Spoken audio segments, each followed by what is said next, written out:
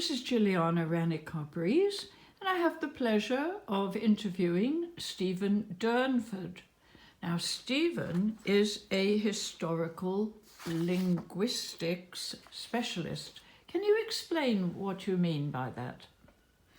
Well, my main interest is in working with languages, both ancient and indeed modern artificial ones, to try and establish and understand how speech and ideas are represented in physical form in a way that they can be conveyed to other people without error and ambiguity, which besets everybody, I find, however hard you try. And this takes me to such things as ancient clay tablets and modern computer languages and all points in between. How many years have you been involved in this? Because it's quite a rare subject.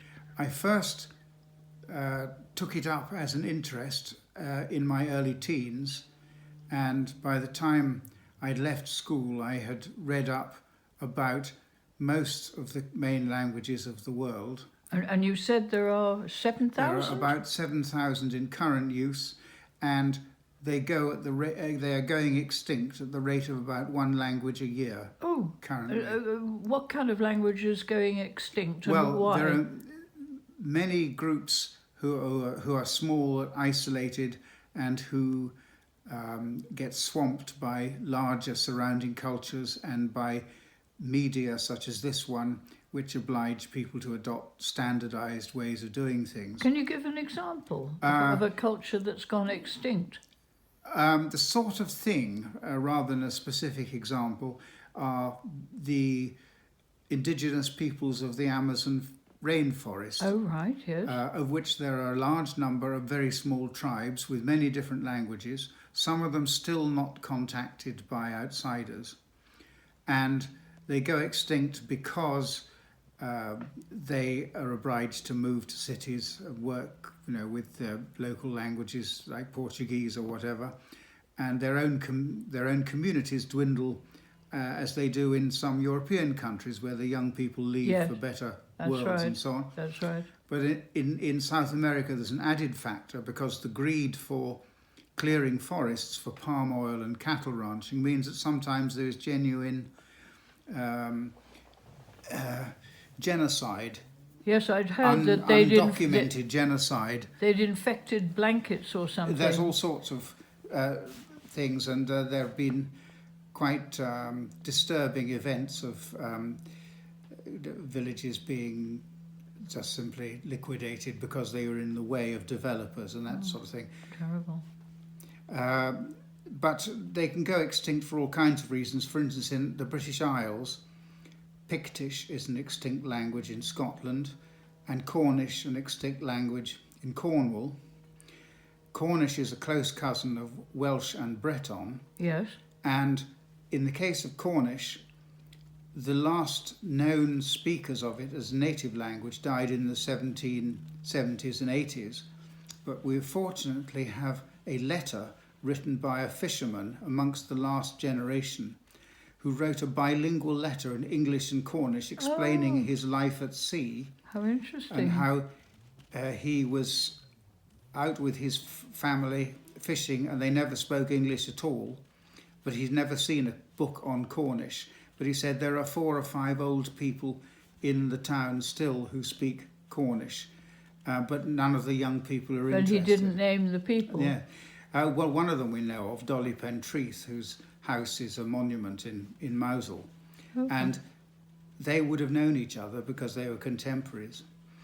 But I've often said the same thing about Stonehenge, as there must have been a time when there was the last person alive who knew what it was for. And they said, I can't be bothered. No, this is 1,000 years before the Druids. Oh. That last person would have said, I don't think I'll bother to tell the children, I know they're not interested. And the knowledge goes and we never get it back. And it's the same with the language. Most of these languages that are going extinct are pre-literate. They've never been written down, barely even recorded by specialists. but some, like Cornish, are known. But Pictish, that I mentioned, Never heard of it. in Pictland, the Picts and the Scots, you know, who the Yeah, Romans write about, yeah. they were never written about. They appear in other people's references. Yeah. For instance, Tristan, and in Tristan and Isolde, Yeah. was a Pict. Huh. And his tombstone, which is near Tywardreth in Cornwall, says, Hic jacet Drustanos fili Marci. Here lies Tristan, the son of Mark, King Mark of Cornwall, that is. So these are historical figures who become legend, as it were. Immortalised. And he was a Pict, but nothing's known of his native language. Gosh.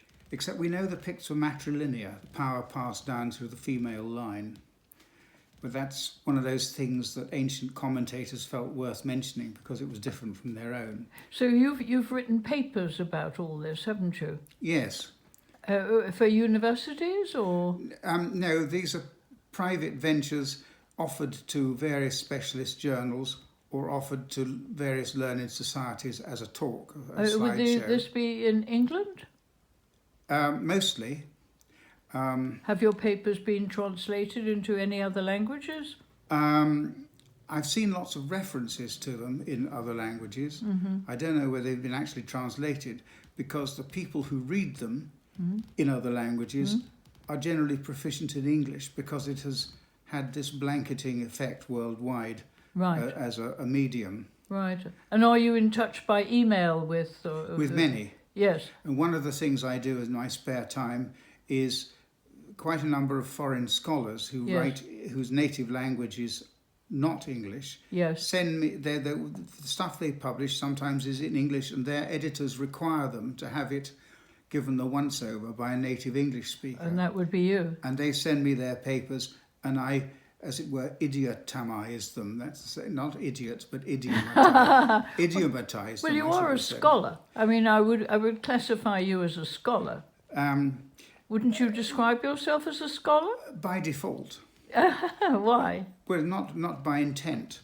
Yes. Well, by intent out of interest, but never any commercial aspect, never any interest in becoming joining an academic body. But you do give talks. Yes. And what are the subject of your talks? What's your speciality? Speciality is in links between languages, especially ones that people are surprised by a little. Can you give an example, please? Well, for instance, I mentioned the Cornish case. People know about Cornish as had an existence, and many people know it's gone extinct, but few people know of that bilingual letter. And that's one of the slides I show. And then I coloured the words in to show where the Cornish word and the English word match. And you can see how the Cornish word... So where is the letter? Is it in a museum? Yes, it's in a museum. I don't quite know where, probably Truro. Right. But I found an image of it online. And what about other languages then? Because we were talking about Hungarian, and what did you describe it as exactly? Well... Or Turkish and Hungarian. Turkish, Hungarian, Finnish, Estonian and a number of others are called agglutinative languages. That's to say their grammar is formed by tagging bits onto the end of a word. Like in German. Yes, but in German and English and so on, these are case endings. Right. But in these other languages, the same suffix would be attached to any kind of word without the idea of gender or such sort of thing. I think we'll continue this in part 2 because we're getting into depth. So thank you very much, Stephen, and we'll continue in part 2.